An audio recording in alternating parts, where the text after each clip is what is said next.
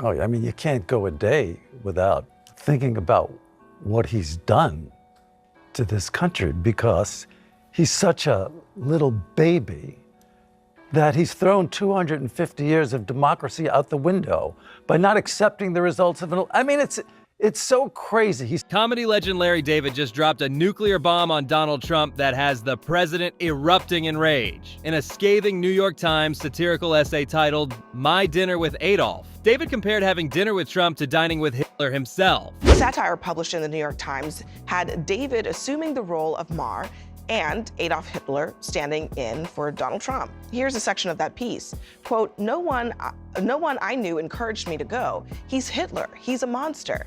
But I eventually concluded that hate gets us nowhere. I knew I couldn't change his views, but we needed to talk to the other side, even if it had invaded and annexed other countries and committed unspeakable crimes against humanity.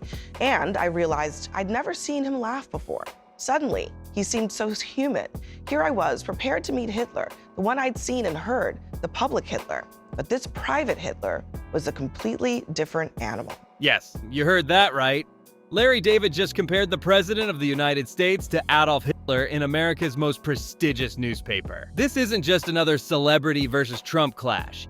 This is a years-long bitter feud between two New York heavyweights, now exploding into all-out war. Trump's never been a fan of David either. Back in 2016, the then candidate fired back at David after his Bernie Sanders impersonation on SNL. God, it must be fun to scream and cuss in public.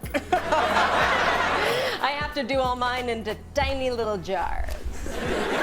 Hey, what's the deal with emails anyway? I forgot my password the other day, so they say we'll email you a new one.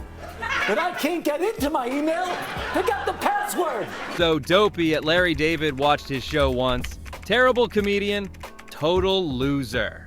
I mean, calling the creator of Seinfeld and Curb Your Enthusiasm a terrible comedian is like calling Michael Jordan a mediocre basketball player. But okay. Trump's never been one to let little things like facts get in the way of a good insult. But what exactly did Larry David write that has Trump absolutely losing his mind? The savage satire was a direct response to Bill Maher's recent dinner with Trump at the White House. To all the people who treated this like it was some kind of summit meeting, you're ridiculous. Like I was going to sign a treaty or something. I have no power. I'm a comedian, and he's the most powerful leader in the world. Meet up in person. Maybe it'll be different. Spoiler alert, it was. So no, I didn't go MAGA. And to the president's credit, there was no pressure to. Just for starters, he laughs. I'd never seen him laugh in public, but he does. David's response? A brutally mocking essay comparing dining with Trump to having dinner with Hitler. And folks, he didn't hold back one bit. In the piece, David brilliantly mocked Trump's infamous Frederick Douglass gaffe. On the wall was a portrait of Frederick Douglass, one of my favorite people, the Führer said. He's done an amazing job and is being recognized more and more, I noticed. This was quite startling given that Frederick Douglass had died in 1895, but I didn't want to embarrass my host. I mean, that's not just a burn. That's a third-degree burn requiring immediate medical attention.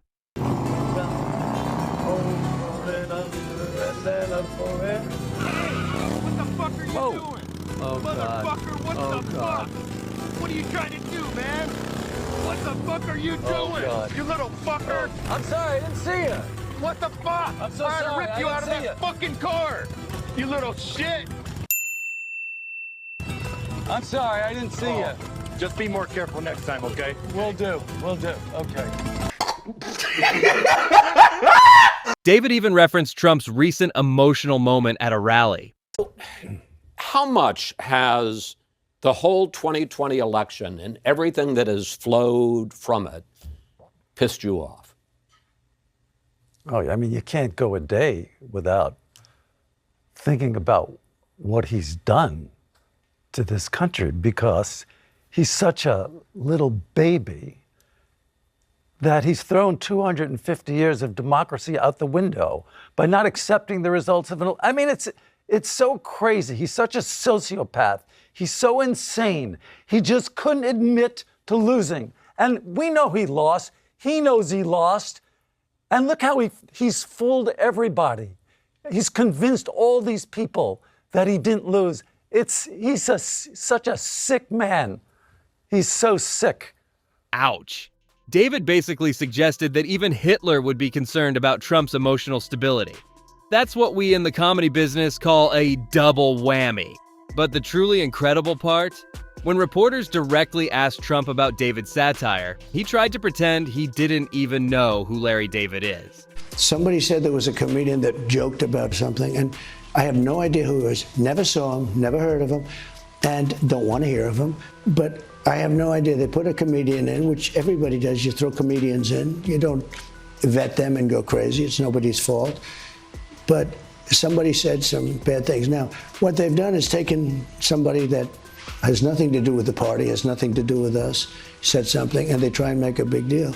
But I don't know who it is. I don't even know who put him in. And I can't imagine it's a big deal. Sir, you literally tweeted about him in 2016. That's like claiming you've never heard of McDonald's while holding a Big Mac.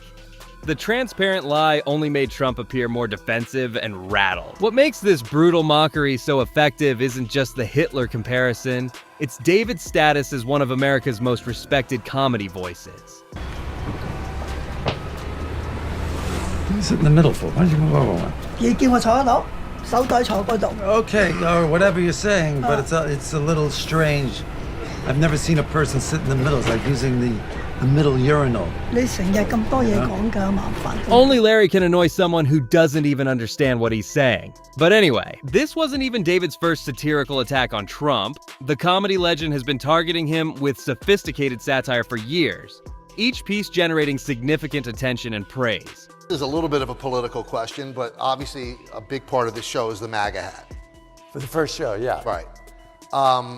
There are people that wear the MAGA hat and like what the MAGA hat represents. Are you afraid about alienating them? They could be fans of the show.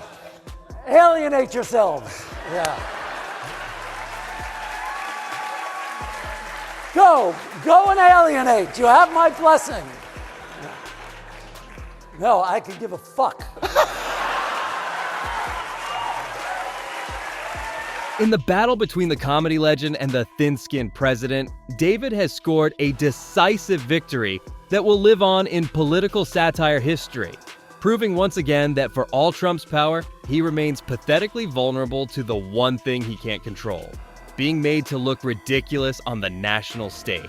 Did Larry David go too far with his Hitler comparison, or was it justified satire? Let us know in the comments below, and don't forget to like and subscribe for more breaking political news and analysis.